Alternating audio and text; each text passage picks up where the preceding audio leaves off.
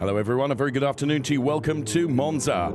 It is the Finali Mondiali weekend, the conclusion of a phenomenal Ferrari Challenge season in 2018. And regrettably, Monza is fairly wet at the moment. It's not raining currently, but the previous two races that have been on track for the Asia Pacific and North American series of Ferrari Challenge have certainly had torrid weather conditions to contend with. And as you can see, as we look at it now, the track definitely looks wet. That's for sure. 5.793 kilometers, some 11 turns, 7 of them right-handers, 4 of them are left-handers. It is the Temple of Speed. And races.ferrari.com is the website where you can find out all the information that you could possibly want to know about the Ferrari Challenge, and in particular this extraordinary event, the Finali Mondiali, where we bring together the 3 regions of the Ferrari Challenge. It'll be 4 next season, but 3 for this season, Asia Pacific, North America, and also Europe. And of course, bring all our Competizione GT drivers and the F1 Clienti. And this is the approach. And Manuela already losing the car. Alongside me is world champion racing driver James Collado. Delighted to have you alongside us. Now, I was talking to Tommy Lindroth, who was making his way out onto the track, James. And he said, I'm going on slicks. And I said, you must need your bumps felt, friend, because I wouldn't. Would you, James? I don't know. It doesn't look very slickish, does it, out there? It's a bit wet. I don't know. I guess if he thinks it's going to dry out towards the end of the race, maybe. But it's only 30 minutes. I think, personally, I'd be on the wet tyres because the likeliness of a safety car, the tyres losing temperature and all that sort of stuff is... it's probably more effective, so yeah. And presumably, James, you might be able to tiptoe the car on the racing line. Tiptoe is the word, yeah. The minute you go off that racing line. Yeah, I mean, it's so easy to make a mistake here, especially in the rain. It's like ice. And, I mean, to be safe, I'd probably choose the wets and just drop the pressures out of it a little bit. But you never know. No, okay, well, we'll wait with interest. I'm not convinced Tommy will start the race on slicks. He may have gone to the track on slick tyres, but I think the installation lap may have made him think, do you know what, actually, I might have made an error here. Yeah, I might change. Yeah, I think so. This is an extraordinary circuit, such a historic venue, James, and it is called the Temple of Speed, but for very, very good reason. It's such a quick track. You know, it has to be treated with a bit of respect, doesn't it, as well? It does, yeah. It's easy to go off, especially Ascari. It's blind as you turn in, and obviously you're approaching really, really high speeds, close to places like Le Mans, so it's not far off. Yeah, I mean, it's one of my favourite tracks. It's really high speed, like you say, even the corners. And yeah, it's quite low grip, especially in these conditions, but it's one that I really love, especially with all these fans here and things. It's a great atmosphere.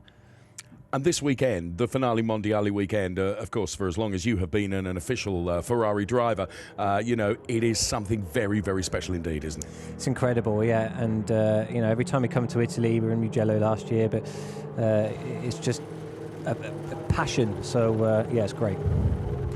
Well, that heli shot then, the Parabolica turn here at Monza. It is the Finali Mondiali weekend, and you can see quite low cloud. You can just see the mountains at the back of or at the top of the picture there.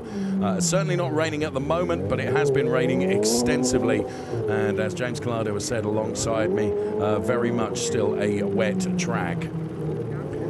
So what a season it's been for the Ferrari Challenge 2018. We've been to some phenomenal venues. We've seen some great racing. Let's have a recap.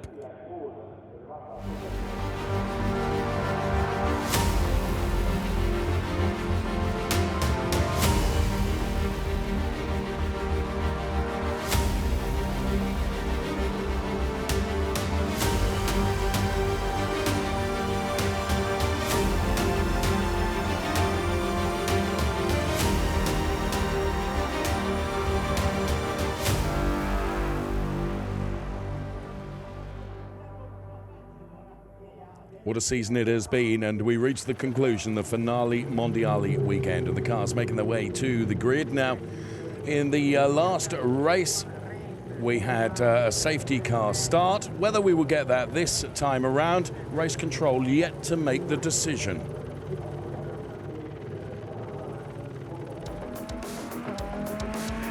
The Monza Monza track has remained the only true temple of speed in Europe. Long, 5,793 meters, characterized by 4 turns, 2 chicanes and 1 system of S's. When the driver reaches the first chicane, he usually jumps over the curves to find the fastest trajectory. For this reason, the work of the suspension on the 488 Challenge is crucial. The tyre remains adherent to the track, thus maximizing grip, encouraging drivability and driving precision in the most technical and difficult sections. One of the characteristics of Monza are the hard braking areas. The 488 Challenge's carbo-ceramic discs are able to reach 600 degrees in temperature, and that ensures a high braking power and an excellent sensitivity in the sections with the greatest deceleration. The circuit makes it possible to obtain very high average speeds, and this is why power plays a key role. The Ferrari V8 engine with double turbo finds here the best conditions to express full torque and power, something that has always been one of the distinctive values of the Ferrari 488 Challenge car.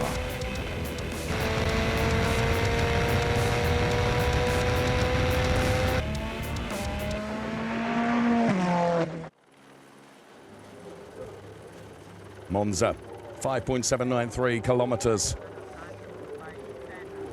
And all the drivers champing at the bit, ready to get going into their race 1 of the weekend. My name is Tani Hanna. I am from Lebanon. I am participating this year in the 2018 Ferrari Challenge Series in Asia and some races also in Europe. I have already closed my championship in Singapore this year, and I'm already the Asia Pacific champion for the Shell category. Ferrari Challenge Series for me started in 2013 in full season, and then 2014 also I did the full season. 2015, 16, 17 I was very busy with work, so I broke off a little bit. And now 2018, I'm doing again a full season in Asia and some races in Europe. It has always been very pleasant for me to take part of this series. This series is very particular because it brings all the Ferraristi together from all around the world. It's not only about racing, it's also about the passion for Ferrari. And it's quite a very pleasant atmosphere because we make a lot of friends. Okay, sometimes we have a little bit of argument, but with driver, which is naturally on the racing circuit, but we overcome this situation all the time and we come closer as friends. And I enjoy myself very much racing the Ferrari Challenge. I hope to see myself in there for many years to come. Today we are in Monza, and Monza is a very particular track. Everybody would love to race in Monza, and most race drivers around the world will be really keen to be here today. We're very lucky to be here today. And this circuit is quite challenging, especially on car ability and brake. It relies a lot on brake, so you have to really trust and be confident on your braking capability of the car.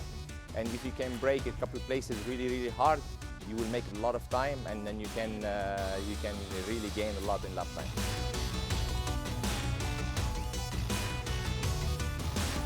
The magic of the Finali Mondiali. Finali Mondiali is full of emotion, it's full of fun and a lot of activity going around. It brings everybody from Ferrari from around the world. It's just a great event that you can see everyone from Ferrari Challenge driver to GT2 driver to Formula 1 driver. The whole administration of Ferrari is here, and that's what makes it a great event. Enjoy the Finali Mondiali.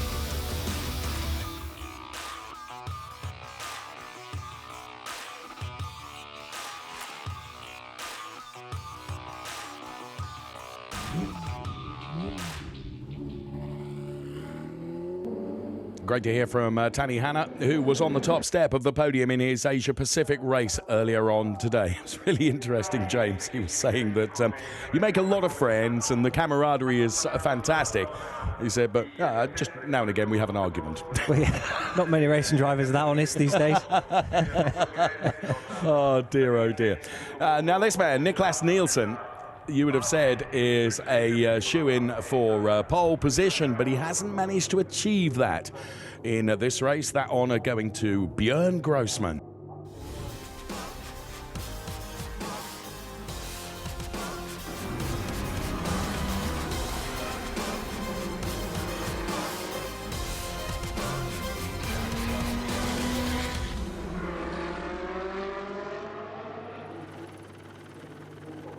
Here's the grid in full then. Generally speaking, the Trofeo Pirelli drivers and the Shell drivers run and drive in separate races, but for the Finali Mondiali, we put them all together.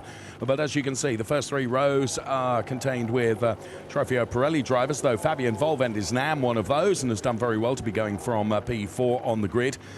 Before we see the first of the Shell drivers going from P10, Christoph Herney, and Eric Prinot is going from P12. Chris Froggatt, Sam Smith, Alessandro Vezzoni, Henry Hassid making up the rest of those 3 rows from row 4 through to row 6. And we bring the rest of the grid in graphics for you with Sean Hudspeth going from P13, then Christian Kinch, Manuel Gosner, Jack Brown, Martin Nelson, and Thomas O'Rourke will be going from P18 on the grid, ahead of Thomas Gosner, Eric Chung, Ingvar Madsen, Vincenzo Podoliccio, Vladimir Hladek, and Giuseppe Romelli, ahead of Corinna Gosner, Guy Four, Murat Kuhadaroglu, Rick Lovett, and Ernst Kirschmeyer.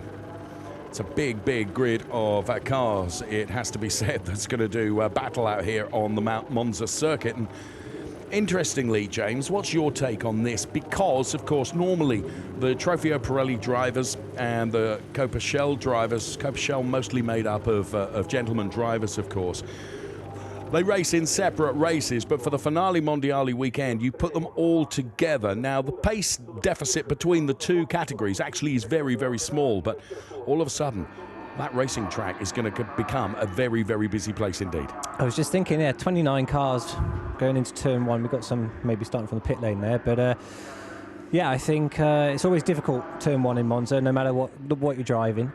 Can I interject? Yeah. Because you're only seeing the first page of the title screen. There's more than 29, my mate. Oh, wow. Oh, we're going to see some action then, I reckon. Stand by. We're going to talk to our pole sitter now. Really happy for my pole position here in Monza. It's a wonderful track, high speed.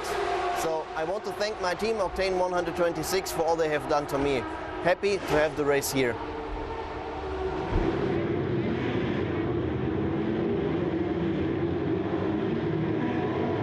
So we hear from Björn Grossman then, as the cars are released on their formation lap. Now, interestingly, a number of cars are lined up in the pit lane.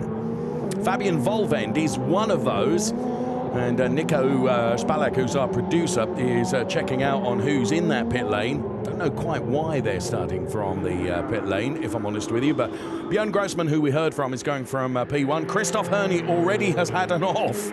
Now, that's indicative of the conditions, James, isn't it? Yeah, he might be on slicks. I don't know. It's tricky, obviously it's tricky out there, cold tyres and stuff. It's not a common thing to make mistakes when you're on an outlap trying to get temperature, but there's a lot of cars there. I mean, you know, when you're going to the, this is the starting lineup, and I have to be honest, this formation lap, I did think that we might start the race behind the safety car, as we did in the Asia Pacific race just a few moments ago. There you can see there's a number of cars that are starting from the pit lane. I think you've got certainly Fabian Volvend there, and also Rick Lovett. Those are the first 2 cars that I can identify. Oh, and looks like Alessandro Vezzoni has had an off as well. What you were saying is that, generally speaking, on a formation lap, of course, you're trying to be aggressive, trying to generate some temperature into the tyres, but you can soon overcook it, can't you? Yeah, it's easy. I've done it once before. Never. Yeah, it's easily done. I was young, but I'm old now. But no, especially in these conditions, and I can only imagine some of them are on slicks. So that's a real roll of the dice, isn't it? I mean, yeah. I mean, we'll have to see if they can gain some temperature, and sometimes the wets can chew up, even in greasy conditions. So sometimes it's actually better to fight the first few laps on slicks, probably lose time and then hope that it's going to come back at the end. Whose decision is it, James? But when you get a situation like that where it's perhaps a bit iffy and it might be worth rolling the dice, is it you as the driver, or is it team principal engineer would say to you, look, James, we've got to have a go at this, or, you know, how much input do you have in that decision? I mean, there's always a discussion, but 99% of the time it's the driver. Yeah. I'd like to think I was experienced now, but it's, for me, you always get a feel for it, even when you leave the pit lane to go to the grid. Yes. I always try and think of half an hour later. I try and think of what could go wrong, what could go right, and ultimately I make a decision. Well, Christian Bertschinger is one of the team principals from Octane 126. He sees two of his drivers in the pit lane. It is the rolling start for the European race for Ferrari Challenge as the sky begins to darken. We'll let the music build the anticipation and the excitement for race one of the weekend.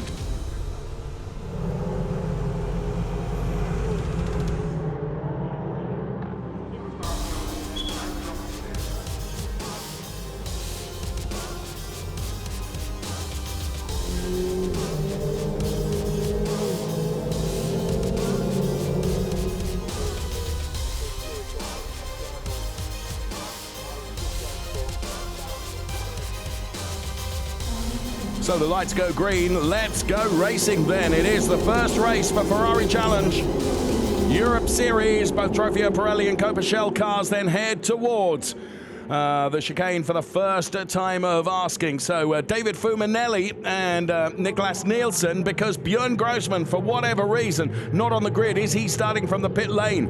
May have been one of those Octane 126 cars. I thought it was Rick Lovett and Fabian Volvend. Eric Prinot gets squeezed out.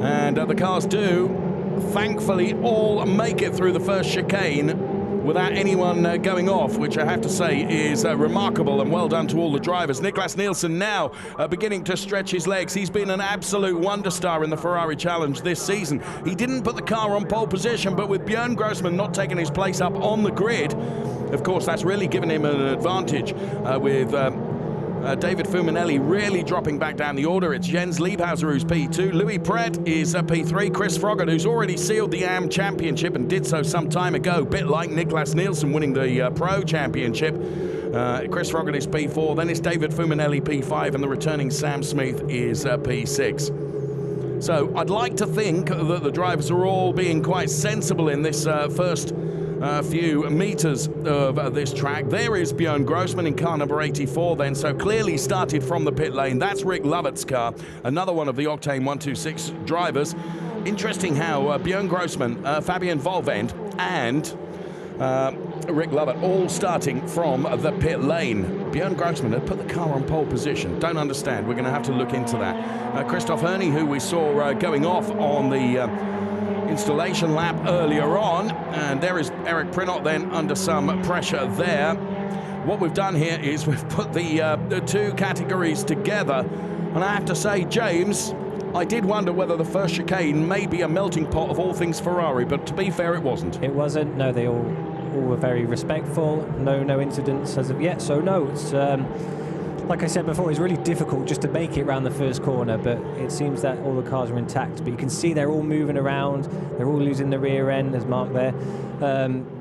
So yeah, difficult conditions. You can just see them moving a lot under the braking. So exciting stuff. A lot of curb there. It's more than a lot of curb, isn't it? Louis Pret, of course, son of Philippe Pret, who is an Asia-Pacific star, and Louis Pret is P3. Nicolas Nielsen leading the race from Jens Liebhauser. And the best of the AM drivers is Chris Froggatt, ahead of Jack Brown and Martin Nelson. And the best of the Shell drivers is Christoph Herney, followed by Christian Kinch and Eric Chung. So, track conditions challenging. And, well, that's an interesting line through there, James. I think I just learned something. Actually, made it look quite smooth, didn't he? I think, can't wait to try that next time I'm here. Well, alongside me, Nico may be out for a hot lap with you. That might be a good chance for you to try it, James. I'm not sure in a road car. So Louis Pret then gains a few meters on Jens Liebhauser. Oh, is that Alessandro Vezzoni? Goodness me. That's not the ideal place to speed. It's not, actually. No. It's very good avoidance by everybody, wasn't it? That was the car of Giuseppe Ramelli.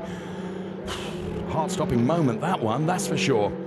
So Louis Prat then P3 at the moment, despite taking some unorthodox lines and really hammering the suspension that we talked about earlier on in the program. I mean, to be fair, these 488 cars have been a phenomenal challenge car, and they do take some punishment, don't they? Clearly, yeah. I mean, that was impressive, and to be able to do that, the curves are normally a lot slippier, less grip than the track itself. So to be able to have the confidence just to go straight over it and still manage to come out as fast is pretty impressive in my eyes. It's very interesting. We're not sure what drivers are on wet weather tyres, what drivers are on slick tyres, and I'm just looking at the timing screen to see if that is giving me any indication, because there are some that are significantly slower than others, which would lend itself to perhaps that thought. Fastest lap comes from Nicolas Nielsen. He, of course, is leading the race from Jens Liebhauser and really stretching his legs over Jens Liebhauser as well. Liebhauser himself is under pressure from Louis Prat, so Nicolas Nielsen's got the real advantage here. And here is a replay of the start.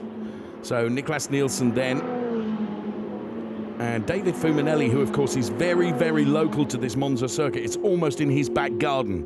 Yeah, I think he's on slicks. Yeah. It looks like he's done a 2:15 the last lap, and 2:01 is the fastest from Neilson, so quite a big difference there. Interestingly, car number 80 is being warned with regards to track limits, James. What a surprise. So, Louis Prat then, who really is hammering on the gearbox of Jens Liebhauser, is going to have to try and keep it within the white lines if he possibly can. Track conditions, of course, utterly critical, and I often make the point that you wouldn't exceed the track limits if it was a wall, and there are many occasions when there are walls. I know, it's so difficult as a racing driver though. All you want to do is go as fast as you can, and when you know there's that little bit of extra and you think, can I get away with it? Well, they see it on the camera, you just kind of want to do it anyway. But I mean, the rule is the rule, like you said. You wouldn't be able to do that in places like Macau, Monaco, things like that. So obviously keeping him within the white line is key. And in fairness, James, you have been both sides of it. You've been out there trying to gain that extra few centimetres. Yep. You've also, this year, been in race control, and you see what is available to you in terms of footage. I mean, they've got cameras everywhere, haven't they? They have, yeah, and you can't really get away with much. This is Louis Prat setting up an overtake now on Jens Liebhauser, because it is off the parabolica. If your exit is right, then you can make a move going into that first chicane, but Jens Liebhauser is not, well, why would he yield? He's going to still be ahead of Louis Prat, but he's got to scrub the speed off, hasn't he? Which he does. And Louis Prat then has to settle behind Jens Liebhauser, but he is really pushing him, that's for sure. Jens Liebhauser and Louis Prat then fighting over that P2 place in the Trofeo Pirelli Pro class of cars that we're watching at the moment. Incidentally, Nicolas Nielsen is 5.677 seconds up the road. It's an extraordinary margin he has already after only 7 minutes of racing. So Nicolas Nielsen really, there he goes again, James. That's mega. I love that. What is the rule? You get warned twice, don't you? I think so, yeah. It's different for different series and things, but I mean, you basically get 2 warning flags, and then obviously if you continue to take the mick, they'll put the black flag out. But it's difficult to actually see whether he's over the because the track is the white line. So to me, it looks like he's within the track limits, but maybe he did it somewhere else. He could have done. He could have done it somewhere else. Yes. Maybe it was a Ascari or something. But it looks super smooth as well, the way he does it. Yeah, it does. You can see them all moving over now to the inside of the track, just trying to cool their tyres down. So they're clearly on wets there. That was definitely a track limit, but. And that's a problem, isn't it? On wet tyres, when the track is drying, you've got to try and keep them in their window of operation. Exactly. As soon as they get too hot, it's like driving on ice. Okay. So keeping them as cool as possible is key, really. And you can see they're all. I mean, these are guys having a battle, but they all seem to be veering over on the straights. So we can only assume then that this is Eric Prinot then, who gets launched. Well, first of all, it was Alexander Nussbaumer and Alessandro Vezzoni. And I have to be honest, I think Eric Prinot was on the receiving end then of an outbreak situation, wasn't he? So here comes Liebhauser, and once again, Louis Prat then, who we already can advise you is being warned with regards to track limits. And Jens Liebhauser under pressure from Louis Pret. Now, if Jens Liebhauser comes out ahead, now he has, in that situation, he hasn't gained anything. Well, he has gained, but he hasn't moved up a place, has he? Well, there's two issues there. There was a double yellow flag, so he's supposed to be slowing down, but obviously he's gained a bit of an advantage. So let's hope he doesn't get any sort of telling off for that. But he goes again. No, he's just through that. And he does it lap after lap after lap. Yeah, he does. He's obviously... He's consistent. He's consistently, yeah. And Jens Liebhauser is really having to battle with him. Already we've got a back-marking car. I think that's the car of Tommaso Rocca. The number 97 car, indeed, it is Tommaso Rocca from Rosso Corsa Racing, who's dropped way down the order. Just to round up, just before we get into more activity and action, I feel sure, the top three are all Trofeo Pirelli Pro drivers. That's Neilson, Liebhauser and Pret at the moment. Then the best of the AMs is Chris Froggatt, as Jens Liebhauser lost the back end of the car then. The leader in the Shells is Christoph Herney, and the leader in the Shell AM is Murat Kuhadaroglu. So there's Nicolas Nielsen. Just wondered then in the light of that car whether the rain was beginning to come down again, but I just think it was the reaction of the light on our camera. So into Parabolica. Liebhauser taking a very different line there on the entry to the Parabolica to that of Louis Pret. I think Louis Pret is as close this time to be able to have a go going into the first chicane. He's dropped back a couple of car lengths, I would suggest. And we've still got that yellow flag at turn 1. Now, when you have a yellow flag like that, clearly what you can't do is once again. It's a little bit naughty because you can have marshals on track as you clearing the debris and stuff, and the last thing they want to see is 488 coming towards them, who's outbraked himself. But he's gained quite a bit there as well. Can you see he's probably gained about seconds? So that is a little bit naughty. Well, we think that will be probably looked at.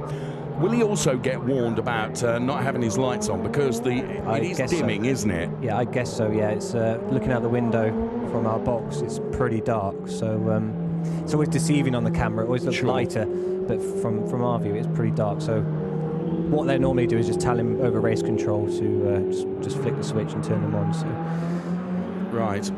Car number 47 is being told must respect track limits. Now, that's not who we thought it was. That's Henry Hassid. Ironically, he was the only one during qualifying that was warned with regards to track limits. So Henry Hassid is running down the order a bit, to be fair. But the one we're interested in is whether Jens Liebhauser will be looked at by race control. And it's not just one person in race control, James, is it? There's a number of spotters there to see things because you've only got one pair of eyes. You can't be everywhere, can you? There's a lot of people. You've got people looking at the cameras. You've got, decision makers. You've got some of the drivers all trying to make the right decision. So. Henry Hassid currently running P14 in the race overall. There is the back-marking Rick Lovett that Jens Liebhauser has just got by. Rick Lovett was one of those drivers that started from the pit lane as we go onto the pit wall. And the cars around the Parabolica, the yellow flag has been lifted now. Somebody dives into the pit lane. Don't know whether that was Alexander Nussbaumer or whether... No, it was Rick Lovett, actually, that back-marking car that... Jens Liebhauser had just got past. There is our race leader, Nicolas Nielsen, whose lead has dropped a little bit. It's down to 4.3 seconds. So I just wonder now, appreciate that he's had back-marking cars to get past as well, James, but I wonder as the track is beginning to dry, whether those tyres are beginning to go off a little. Could well be, but you can see the time gained by Liebhauser was sector 1. So, yeah, I mean, he might have pushed too early, he might have higher pressures, you never know, but I think the key for all the drivers now is just to try and really keep these tyres alive, try and keep them as cool as possible, not overdrive. It's really easy to overdrive in these situations. So because we're only at half distance. Leader in the Shell drivers class is Christoph Herney in the number 162 car, a race winner this season. And Christoph Herney then, and you could just see the back end of the car behind him, the back end of that car stepping out there, one of the Formula Racing cars. He's ahead of Eric Chung, who is the guy that we saw the back end step out of, and Christian Kinch, who is P3. So Christoph Herney, Eric Chung, and then it is Christian Kinch, who is P3. So with 16 and a bit minutes remaining, and there you can see Eric Chung getting past one of those back-marking cars, of which there are a number in this race. It's a very, very busy racetrack with an awful lot to contend with. And I just wonder, James, with half race distance, if any driver was brave enough to go out there on slick tyres with the track now drying just a little bit more, surely that 15 minutes isn't going to be enough for them to make up what they've lost. No, well, like I said before, Finali, I'm pretty sure he's on slicks and is almost 1 minute behind Neilson. So, I mean, I can't do the math now, but he'd need a good chunk of seconds per lap to try and catch up. And I just don't think it's possible. It won't happen. He's still lapping 4 or 5 seconds off the pace. So safety car would be handy for him, wouldn't it? Yeah, it would be ideal. Yeah, but even so, I still think there's enough grip. No, okay. James Collado alongside us, delighted to have the specialist to be able to talk about things. In then is Rick Lovett. Then we saw him retire the 112 car. We saw the Octane 126 car. 3 Octane 126 cars starting from the pit lane, and Rick Lovett, the Canadian racer, is in, and his car has been retired. Now here is Manuela Gosner, who I just think is about to be collected by Christian Overgaard in the number 45 car, who goes for a pirouette through the grass, back onto the tarmac again, almost pointing into the wrong direction. But again there, it's breaking points, James, isn't it? You've got to get it absolutely right. And when you're in traffic and perhaps you're trying to overtake as well, it's that judgment that you make. You have a split second, don't you? Yeah, I mean, he did well there to avoid the contact, but it's difficult when you've got, all these cars have got ABS. Sure. And therefore, if someone, you tend to find the majority will brake in a similar position because they kind of rely on the ABS to stop. So if you were to brake a couple of meters later than the other one, then the ABS is working the same on both cars, and therefore you can't do anything about not stopping to hit them. So the only way to avoid them is to go left or right. Okay. So it's almost more difficult when you've got ABS in these conditions because you can't really gain any advantage in that respect. But maybe I'm getting a bit too complex there. I don't know. Not at all. We like to hear it. We like to hear it. So Jens Liebhauser is having to make his way past all these back-marking cars, and Thomas Gosner, dad of Manuela Gosner, who of course just received a touch, didn't she, earlier on. You can now see the rear is beginning to flap there. And would that have any effect, James?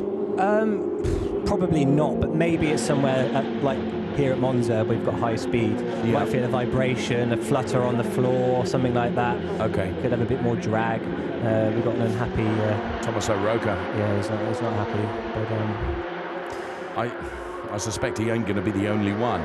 Do you know what I find absolutely amazing? And that is that Louis Pret, who we were talking about just a few moments ago, there is not one message on the timing screen with regards to Louis Pret. No, so, that's true. No. James, there you are. It's a, I'm not going to say, how dare I, a lesson for you, but clearly you could get away with that there, couldn't you? Yes, exactly. Oh, look at the damage on the back end of the Eric Prinot car as well.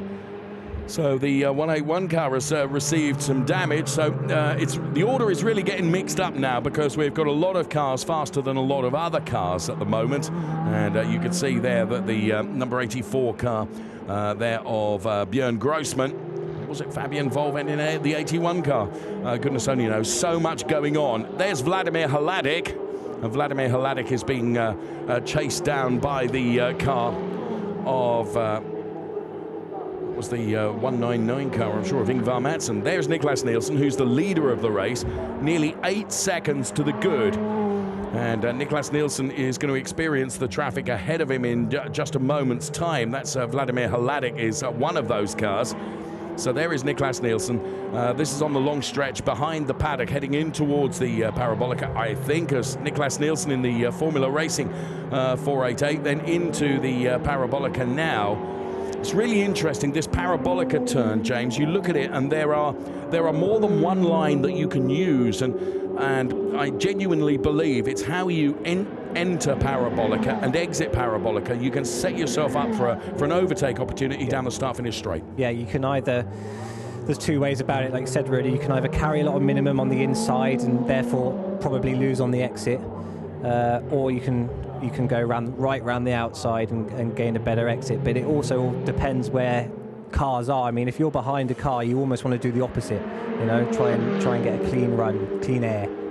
Now here is Nicolas Nielsen, who of course is trying to get past cars that are effectively, they're in their own race, but they are still back marking. Now you of course, as the hugest successful endurance racer, that's something that you come across, isn't it? I mean, Le Mans for me is always, I mean, it's a battle of absolute incredible wits that you have to have about you when you've got slower cars on track. It's mentally, especially places like Le Mans, it's mentally exhausting because not only are you worried about keeping it clean and stuff, you're not sure whether they're seeing you, and you're constantly judging where these amateur drivers go in Le Mans. So it's really, really difficult. At the same time, we've got quicker cars, so they're coming past us. So yeah, it's mentally draining, and it is difficult, but obviously we've got all the blue flags and things. Not everyone respects them, but yeah. And that actually is the measure, isn't it, of a very rounded racing driver. And you know, you do have to respect things like that. This is the number 92 car of Sam Smith, who's missed a big chunk of the season, regrettably, but Sam Smith is back, and delighted to see Sam Smith back in the car again. He's currently P12 in the race, but he's P6 in the Trofeo Pirelli Pro class. He's chasing down David Fuminelli, who we're pretty sure is on slick tyres. There is the number 2 car of David Fuminelli, getting a bit away with the front end of the car as the suspension compresses under braking, and Sam Smith trying to chase him down. And just behind Sam Smith is the AM driver John Dillon. A very good show from John Dillon, actually, who's P4 in the AM classification at the moment for the Trofeo Pirelli drivers. So John Dillon, another British driver, but racing for the Formula Racing team. Sam Smith, of course, engineered by the Barron Motorsport team, which is principled by Philippe Barron, a former multi-Ferrari Challenge champion. And in terms of a team principle, James, having a driver that's been out there, done that, won it, worn the T-shirt, does that make him a good team principal because he knows what a driver is having to go through? Yeah, of course. I mean, it's, experience is everything, and he can give good advice. He's been there, he's done that, so, you know, it's important. There is Laurent Vamoose, another one of the British registered drivers in car number 145. Laurent Vamoose having a very good time of it as well, because he is leading the Shell AM classification, and I can tell you that he would be the happiest man. To take a podium this weekend would be a big achievement for Laurent Vamoose. For him to be on the top step of the podium, well, he would be beyond happy. Of course, born just a stone's throw away from Spa-Francorchamps, Belgian by birth, and he actually at the event at Belgium earlier at Spa-Francorchamps earlier in the season, he actually brought the former Belgian Prime Minister as a guest. I mean, wow, okay, that was really rather nice. And if he can continue his form in this race at the moment, well, that would be absolutely brilliant. Murat Kuhardaroglu is the driver that's chasing him, but Laurent here turns in. Fons Skeltermar on the inside. There was almost contact between the two of them. Fons Skeltermar is also a Shell driver, but not racing in the same class as Laurent Vamoose, because Laurent is considered to be an AM driver. And he is P1 from Murat Kuhardaroglu. And in this situation, he would be wise just to let Fons go by, wouldn't he? Because it's not going to make any difference to his race. No. And indeed, that is what he's done as Fons Skeltermar goes through then with the shark's teeth for the Familia across the Kessel Racing 177 car of Fons Skeltermar. 7.5 minutes of the race remain. It's almost pitch black out there now here at the Monza circuit, and it is the first race for the European Ferrari Challenge cars this weekend. Regrettably, we've lost a few of them: Thomas O'Rourke, Rick Lovett, Alexander Nussbaumer and Alessandro Vezzoni. There is Murat Kuhardaroglu then. He is the driver that is P2 in the Shell AM classification at the moment, and he is chasing down Laurent Vamoose. And just under 7 minutes of the race remaining. I have to say, James, credit to all the drivers. As we were looking at the grid and the amount of cars that are going to be on track, I did think that it might be quite exciting for all the wrong reasons. But Yeah, respect to them, they've driven it relatively well, haven't they? Respect, yeah. The conditions are tricky, and you know, especially in these where it's getting dark, you can't really see where there's water or on the track or where there's greasy lines. It's really, really difficult. But yeah, full respect to all of them. Murat Kuhadaroglu, who has had a number of successes this season, and it's really interesting to note this, if not his third, it's certainly his second season in the Ferrari Challenge. And what's fascinating, James, is that when you watch drivers that are of a certain age, gentleman drivers like Murat, to see how almost race by race, weekend by weekend, how their racecraft is getting much, much better. You know, you're never too old to learn, are you? Of course not, and it's good to see, and you know, it makes it more exciting, and it's difficult to drive one of these cars quick and on the edge and to find the limit. So for someone who's not used to it, just to jump into a car which is so powerful and has got so much grip and slick tyres for the first time, things like that, it's a challenging thing. These are a remarkable car, there's no question about that. And Murat Kuhadaroglu, who's currently P2 in the Shell AM classification. And there you can see the leader of the Shell AM class is Laurent Vamoose. As I say, he will be the happiest man on the top step of the podium if it stays this way. 5 minutes and 20 seconds remaining. Leader of the Shell classification is this man, Christophe Herney, who we saw have a pirouette earlier on as he was heading towards the grid. But in fairness, he's kept it all together during the course of the race. And leader of Trofeo Pirelli AM is the Trofeo Pirelli AM champion, Chris Froggatt, who is talking about going into a full GT campaign next season. And Nicolas Nielsen, another supremely talented young racing driver for Formula Racing, who has had a stellar year and is the Trofeo Pirelli Pro champion. So Nicolas Nielsen then getting past the back marking car of, I think that was the car of Claudio Schiavone. Indeed, it is Claudio Schiavone making a welcome return to the Ferrari Challenge. Good to see him back out on track once again. So the cars look and sound phenomenal, and there's something a bit special as the darkness descends at seeing the cars with the lights on. Actually, a little flutter in my heart, because it reminds me a little bit of Le Mans, James. Because to see the cars at night is something very, very special. But it takes a special kind of craft for you to be able to drive well at night as well. It's a completely different ballgame, isn't it? It is. When I remember the first time I did it, well, 5 years ago in the GT car, I was like 8 seconds off and couldn't work out where I had to turn in, or even with the lights, couldn't work out where to brake. But all of a sudden it just comes to you, and it is a completely different way of driving because you've got hardly any vision at all. Sure. But sometimes it is a guessing game. Sometimes you literally guess where to turn, guess where to brake, and hope that you get away with it. Especially in places like Le Mans, where it can be pitch black. Does the adrenaline drive a bit more? Are you even more excited at night, James? Yeah, I like it. I like it when it's more, I shouldn't say that, but more dangerous almost. It brings the bravery into the aspect, and I do enjoy that sort of stuff. I enjoy the rain as well. A lot of drivers hate the rain. Wow. Yeah, I enjoy driving in tricky conditions. Not sure it's because I'm English or not, but... It's interesting because another driver that I've spoken to that almost replicates everything you said was Ant Davidson. He's the same. I think it's possibly a British thing, isn't it? So the battle for P2 is between Jens Liebhauser and Louis Pret. And Louis Pret, I don't know how he's avoided this, but Henry Hassid has just been given a 10-second time penalty for track limits. He has consistently, somewhere, we've not seen where, but Louis Pret again just shortcuts that and does it really well. But I can only assume everything you said earlier on is right, that he's still got two wheels within the white lines. Still within the track limits. Extraordinary. But he's still not been able to find his way past Jens Liebhauser. Lap after lap after lap he has tried. He's pushing hard. You can see the car really moving around. He's only got 2 and a bit minutes. It's the remainder of this lap plus one more lap for Louis Pret to be able to do it. He's flashing his lights furiously to Jens Liebhauser, who I am amazed has not been warned about not having his lights on.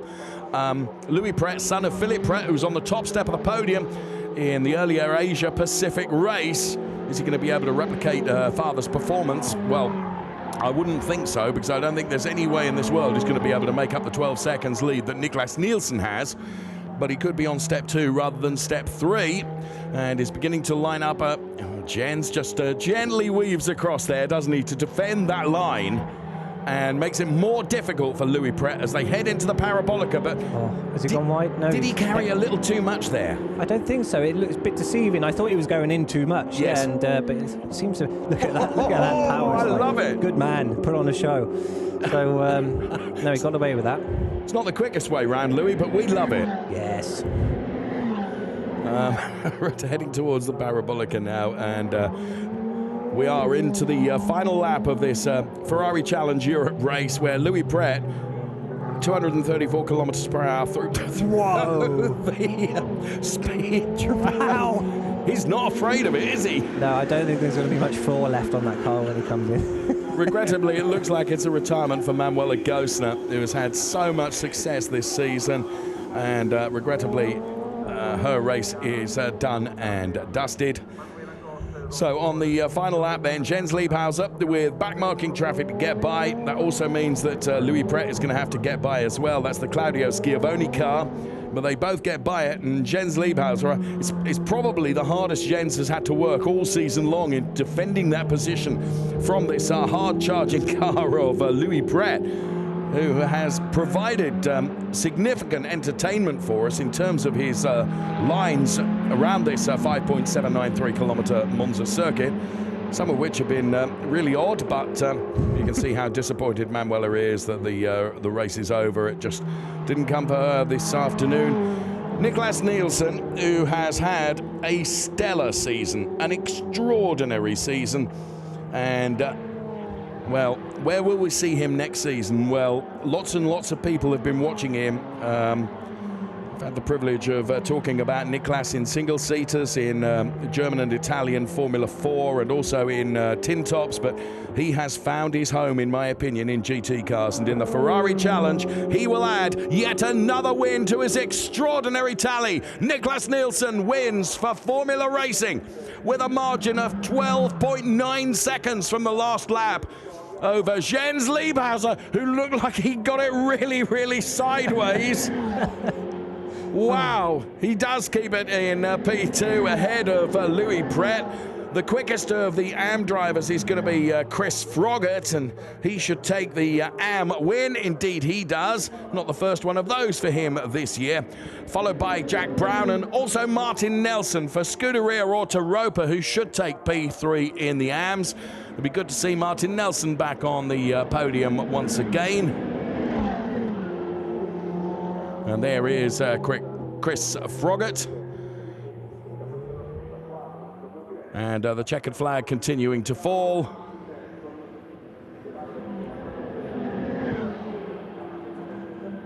So Sean Hudspeth, Jack Brown all over the line. There is Martin Nelson. Wow, what a race. And I repeat what I said earlier, with so many cars, with the light really, really going down, I think the drivers have done remarkably well to hold it all together with perhaps not more carnage than maybe I expected. Cars number 181 and 109 are being told to report immediately to race control. Now, 181 is Eric Prinot, and 109 is Ernst Kirschmeier. So whatever they've done, they're in trouble for it. And it will be a while before we see the last of the cars to take the checkered flag, because have been spread out significantly. Some cars on slick tires, some on the wet weather tires, and there's some delight down there from Team Zenith Sion, because Christoph Herney has won the Shell race ahead of Eric Chung and Christian Kinch. My reckoning, that might be Christian Kinch's first podium this season, and what a podium to take here at Monza. Wow, what a race. James Collado. Just quick, was it Grossman that started last out the pit lane? Yes. He's finished what, P10 from last, and set the fastest lap on the last lap. I think that's pretty impressive drive. That doesn't surprise me. This was the Liebhauser moment. He was pointing towards the checkered flag then, literally, wasn't he? He did well hold on to that. You're absolutely right to pick up on that. Yeah, what a drive from Björn Grossman. I still don't understand, James, why all those Octane 126 cars were in the pit lane. It could have been some technical It's got to be, infringement or something they did on the grid. I'm not entirely sure. I will find out, but yeah, it's unfortunate because with that sort of pace, he would have been up there with Nielsen. Well, in fairness, he had beaten Nielsen in quali, which is unusual. In fairness, James, it's been Nicolas Nielsen who's been the gun driver this season, no question about that. And whatever Björn has done, it hasn't been enough. But this man has, well, he's taken advantage of that situation, and he has won the race ahead of Jens Liebhauser and Louis Pret, who I've been terribly impressed with. So he gets congratulated by Francesca there down on the grid, down in Park Fermate. And there is Jens Liebhauser, who did very well to hold on to that coming out of the Parabolica. That was an extraordinary moment. So the drivers will be hustled off to the podium, and we will have 4 podiums. It's Kinch's second podium in 2018. Thank you, Nico. He took P3 in Misano in race 2. There's a reason why people researching all this. Nicolas Nielsen, Jens Liebhauser, Louis Pret, then the top 3, followed by Chris Froggatt, the best of the AM drivers. Then it was Sean Hudspeth. Jack Brown and Martin Nelson will complete the AM podium.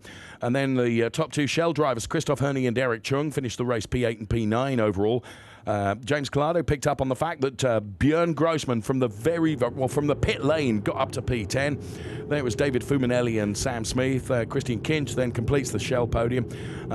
John Dillon, good finish for John Dillon to be fair. Henry Hassid, von Skeltermar, Vincenzo Podoliccio. Laurent Vamoose is the best of the Shell AM drivers and will be on the top step of the podium, and he'll be pretty pleased about that.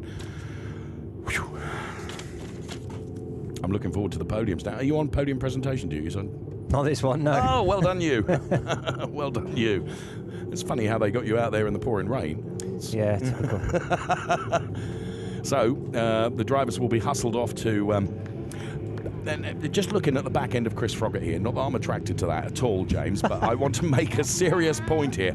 During the course of the season, there has been a definite increase in Chris Froggatt's speed as his physical training has increased as well. He has lost shed loads of weight. Yeah, do you know what? I see him round the paddock and I can see him really working with us and the engineers and the mechanics, just trying to work out how we can be faster. And I think that's a really good attitude to have. And you can see he's won the championship and he's just won his class. So impressive job all year. And I think, did you say he's planning something different next year? Yeah, he wouldn't confirm this afternoon when I spoke to him about it, but a full GT campaign, maybe Blancpain, maybe not. You know, he won't confirm yet, but that's probably where he will end up. Needs to look at his business schedule first of all. Here we go with the highlights of that race then, and what a race it was. There was tension all around as the lights were about to go from red to green and the ground would shake. With the 488 cars roaring across the start-finish line, Nicolas Nielsen, David Fuminelli would drop back down the order because David Fuminelli, perhaps one of those drivers to choose, slicks rather than wets. Marc Genet was keen to look on and see how the drivers performed in race 1 as well. Of course, Marc Genet himself will be performing in the Ferrari show here as part of Finali Mondiali on Sunday. Eric Prenot's partner Monaco looked on with a degree of trepidation, and Jens Liebhauser would spend nearly the entire race defending from Louis Pret, who did a fantastic job in terms of trying to chase to him. Christian Overgaard doing his level best to avoid Manuel Agostino. I think there was a touch in the end between the two of them. And Christian Overgaard went from tarmac to curbs to grass and then pirouetting the car around. So there would be no podium for Christian Overgaard in this particular race. Björn Grossman, who had to start from the pit lane, almost unseen by us, was driving the race of his life to finish P10 at the race end overall. And Sam Smith, returning to the Ferrari Challenge after several events away, was also trying to do good. The race of the year for this man, the Belgian Laurent Vamoose, who will be on the top step of the podium, as will Nicolas Nielsen for his class. He takes yet another Trofeo Pirelli Pro win, taking the AM win once again. Chris Froggatt in car number 93.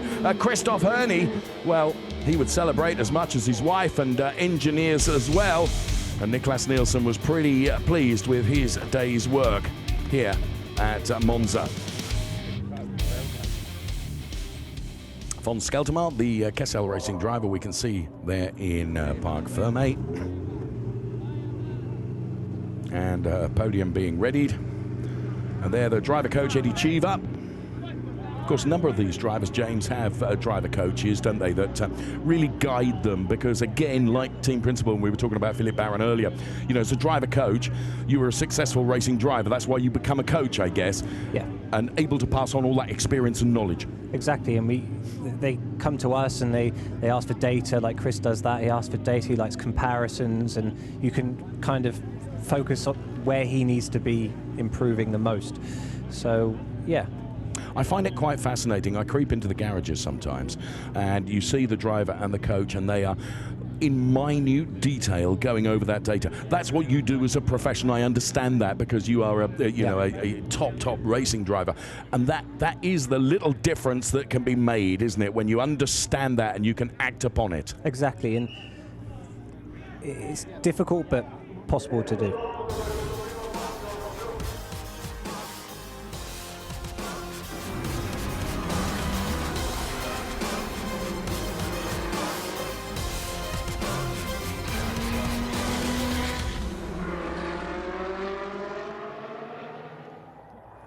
This is a very special podium, isn't it? Yeah. Just the way it's situated. It's the best one ever. It's incredible. You see, you know, all the Formula One, especially, get all the fans and things coming on, and you get to overlook. I'm lucky enough to have stood on it. You get to literally overlook over the track. It's fantastic. So it'd be a great viewing point.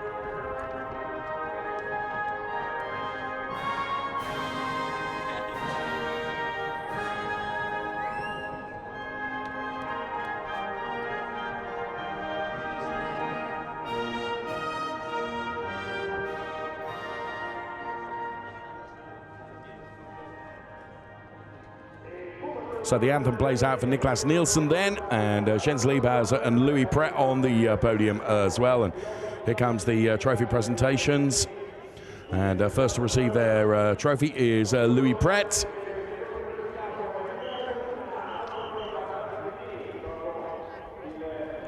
From this camera angle, it was a job to see who that was. I don't know whether it was Sam Bird that made that trophy presentation. Yeah, you can't really tell. We need a top light on that camera, if I could say that. And there's Tony. Yeah, there's Tony Verlander, who, like you, is going to be joining us on the air across the course of the weekend. And I have to say, like you, I get on well with Tony Verlander, and he's always good fun in the commentary booth for some of the things he says, which is perhaps a little braver than you, James. Yeah, typically Finnish, yes. And he's good friends with Kimi, so. So, the only trophy left to present, as Francesca has received the trophy for Formula Racing, is, of course, the Trofeo Pirelli trophy, which is presented to Nicolas Nielsen. And there, they will all get together on the top step of the podium. Stephen Rowe there from Pirelli, head of R&D. Interesting pose there. Formula Racing as a team have had a hugely successful year, that's for sure.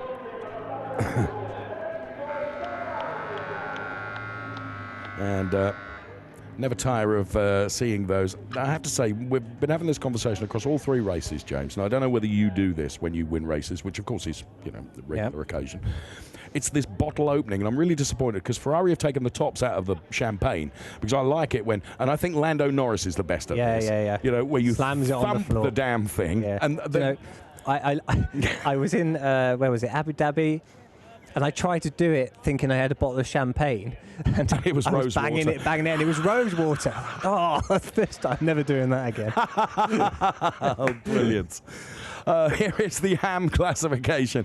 Chris Froggatt, Jack Brown and Martin Neilson we're going to see on the Trofeo Pirelli AM podium. Yes, don't do this with cordial. It's not going to work.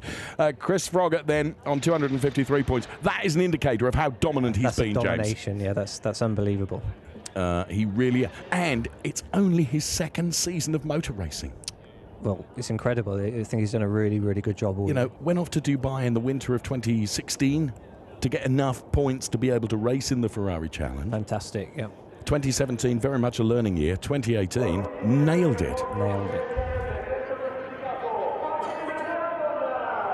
Here comes Martin Neilson then for Scuderia Autoropa.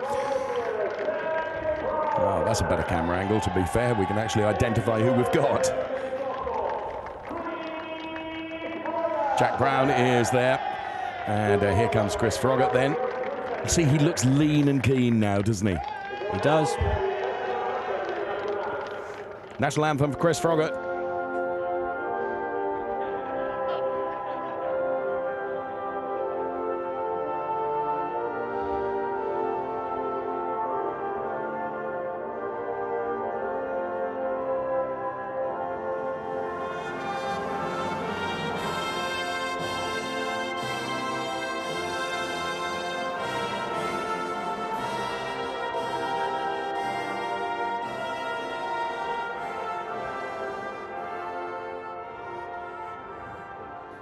And as the anthem plays out then, here comes the trophy presentations now on the podium.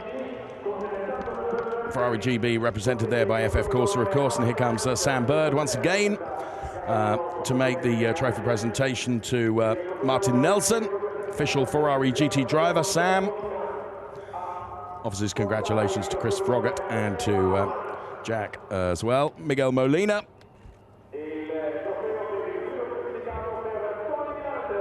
And Tony Verlander then making the trophy presentation to Chris Froggatt.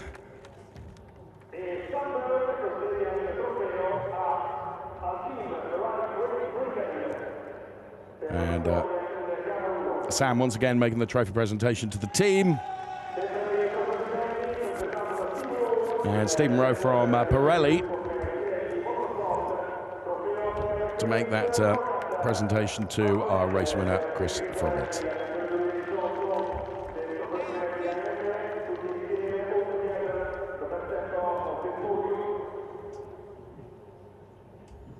Now, of these three, Neilson will be the quickest with the champers, James. Okay.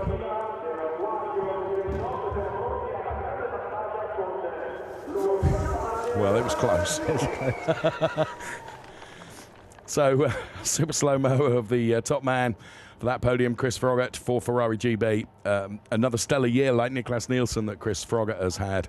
Extraordinary success and very, very richly deserved that he has taken the championship with some rounds to spare. So, for Shell, we will see Christoph Herney, Eric Chung and Christian Kinch on the podium. And it's not the first one for Christoph Herney. I think it might be his second top step of the podium. Eric Chung, P2, and Christian Kinch, we've already established that it's his second podium of the season. He's only done a part season this year as well, so he'll be jolly pleased to be up there once again.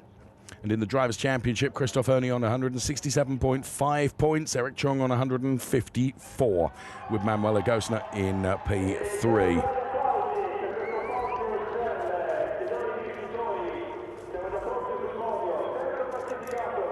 Well, we can hear Michele Mambrelli then bringing the drivers out for the third of the podiums.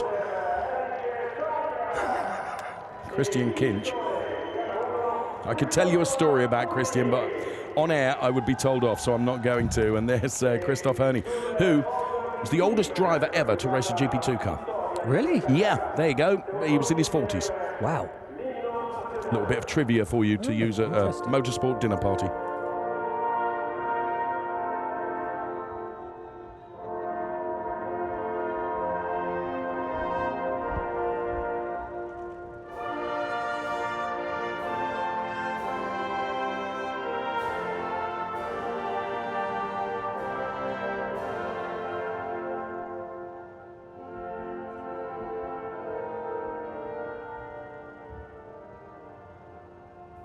So the anthem plays out for Christoph Herney.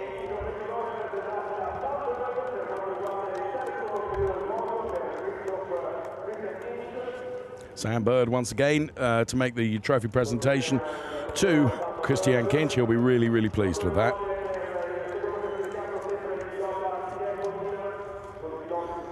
Eric Chung, who is such a Ferrari enthusiast and, of course, has not only his challenge campaign, but also has one of the F1 Clienti cars as well. That must be something very special. Yeah, very jealous. Yeah, me too, me too.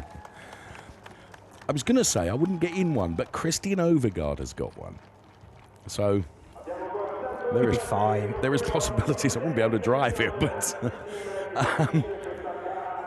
and there the... Team Zenith Scion receive their trophy as well.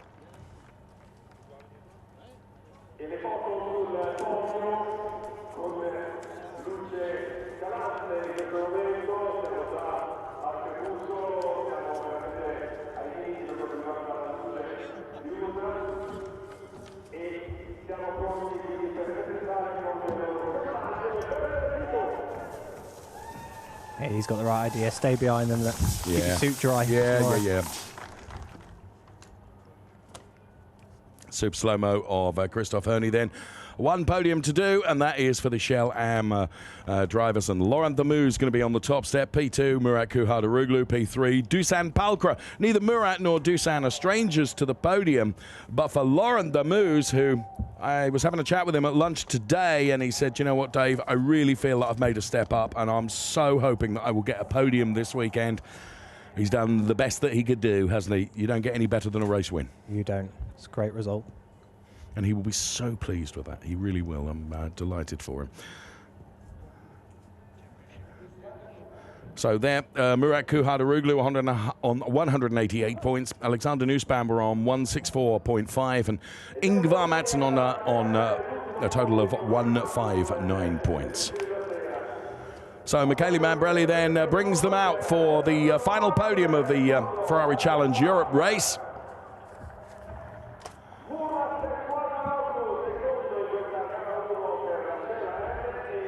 Dusan Palkra, there's Murat Kuhardaroglu, and this man will be absolutely thrilled. Laurent Vamoose, his first race win, very well deserved.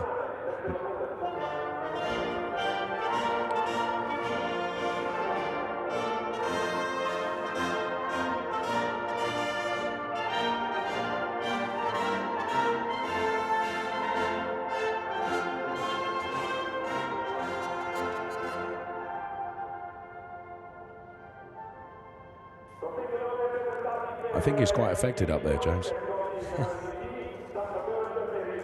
I mean, you must still remember your first win. Yeah. Dim and distant, I accept. It was, what was the year? 2008. Yep. Snetterton as a rookie in Formula Renault. See, I think it was a year later that I met you for the first time in F3. Did you go from Renault to F3? I did 2 years in Renault and then went to F3. Okay. Well, there we have it then, the podium celebrations. Oh, hang on a minute. We've still got a Pirelli trophy to be dished out here. Oh, no, it's the team still. Sorry, we're ahead of schedule. Sam. Only quick on the track, but quick on the podium as well. Laurent is posing for the photographs there. I think that's Anthony Cheshire from FF Corsa that's on the podium as well. Teams that engineer the Ferrari GP cars for Laurent Vamoose. And here comes the champagne.